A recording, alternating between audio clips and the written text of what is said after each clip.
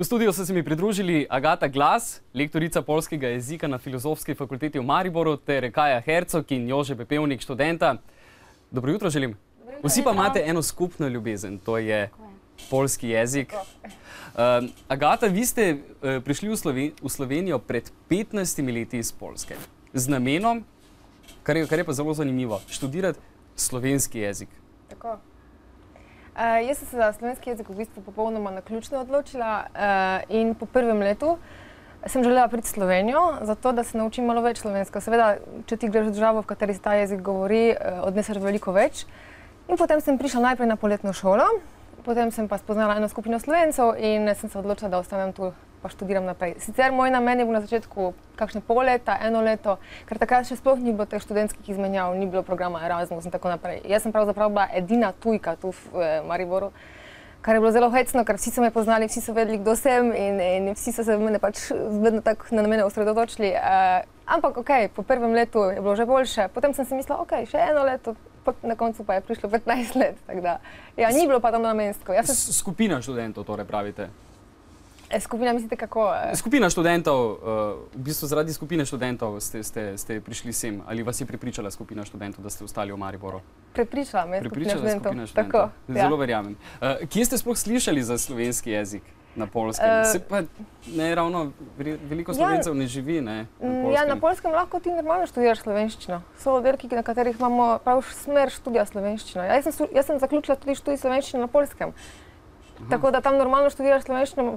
Mislim, da potem, ko se je Slovenija osamosvojila, so se ti oddelki začeli odpirati in študij traja 5 let, so pa tudi lektorati. Tako imamo mi tu lektorat poljščine, enako je lektorat slovenščine na posameznih oddelkih na fakultetah.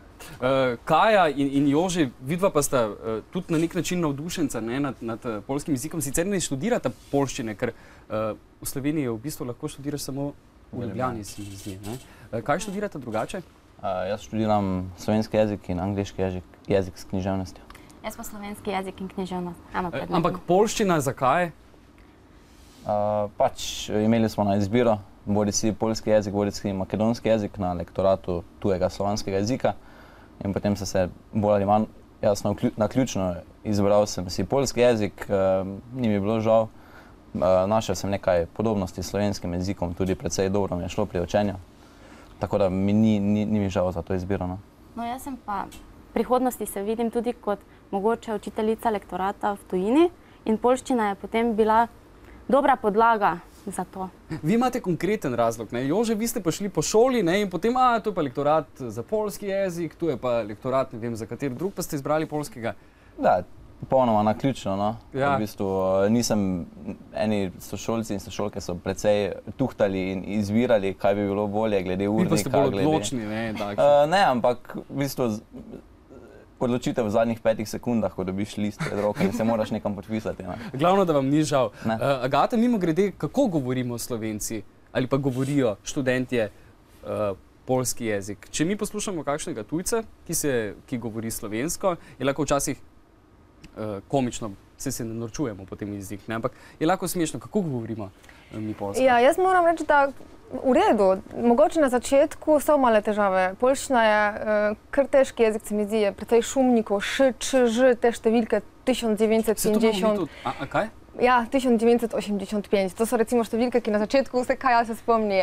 Študenti, ko prvič vidijo številke v poljščini, jim je grozno, ne?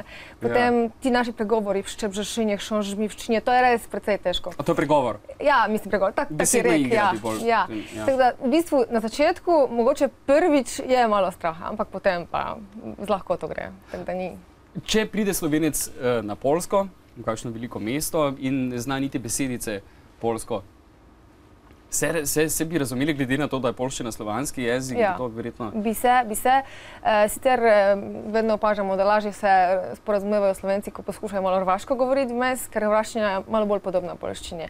Ampak tudi te osnovne besede roka, noga, to je zelo podobno, tako da... Roka, noga, pivo je pivo, tudi, ja, vino je vino, vodka? Vodka je vodka, tudi podobno. To se vse razume. Ja, to se vse razume. To, kaj rabite, razumete.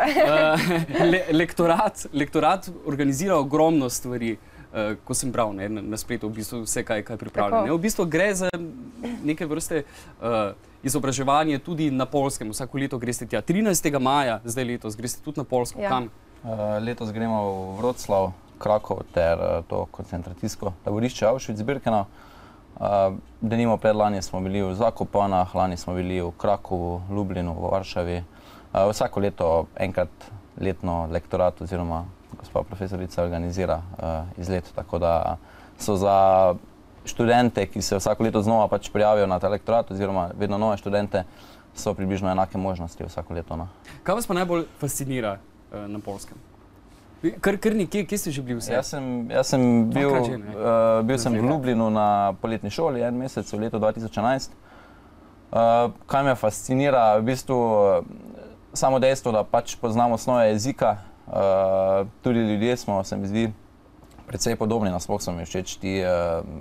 Se precej bolj razumem in nekako razumem tudi jezike teh slovanskih narodov kot pa ostalih. Pa ne vem, ko imaš enkrat dobro izkušnjo, dve dobre izkušnje, se potem rad vračaš nekam. Ne? Kaj karakter bi lahko primerjali poljski in slovenski karakter ljudi?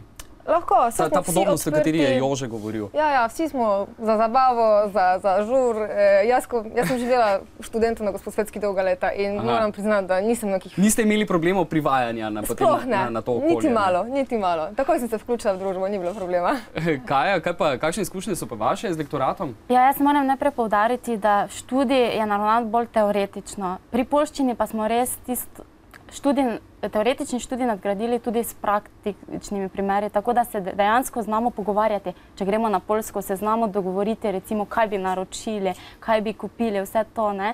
Potem, recimo, odvijalo se ogromno aktivnosti. Ena od teh aktivnosti je bila tudi to, da smo se šle, mi kot Štajerke, predstaviti poljskemu veleposlaniku v Ljubljani in v ta namen smo mu zaplesale venček pesmi, torej folklora, izdelale smo, oziroma prinesle smo tudi darila z naše pokrajine, tako da je bilo to enkratno doživetje. Potem smo se tudi pogovarjali z njim v poljščini, tako da super. Potem smo tudi kuhale poljske jedi.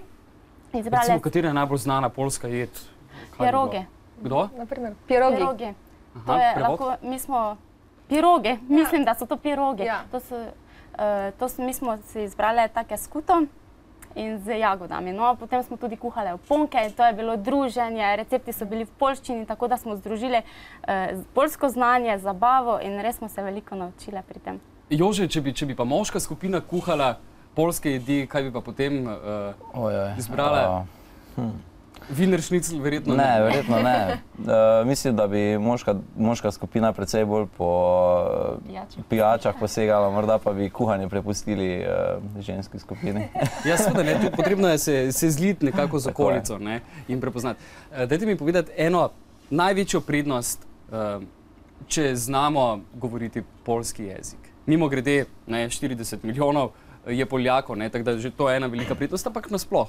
Kaj prinaša dobrega znanje poljskega jezika? Ja, zdaj recimo, meni se zdi, da v teh časih, ko so takšni kot so, to sodelovanje med Evropsko unijo pa Slovenijo prinaša neke možnosti, se mi zdi.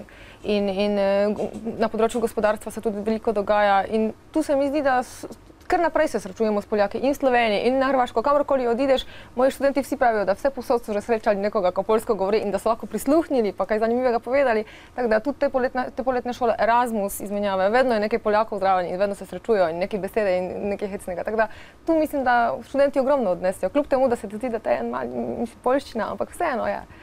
Super, krasno. Hvala lepa vsem za obisk v studiu. Agata, izvrstno govorite slovensko, mimogrede. Hvala lepa. Hvala za obisk še enkrat. Hvala.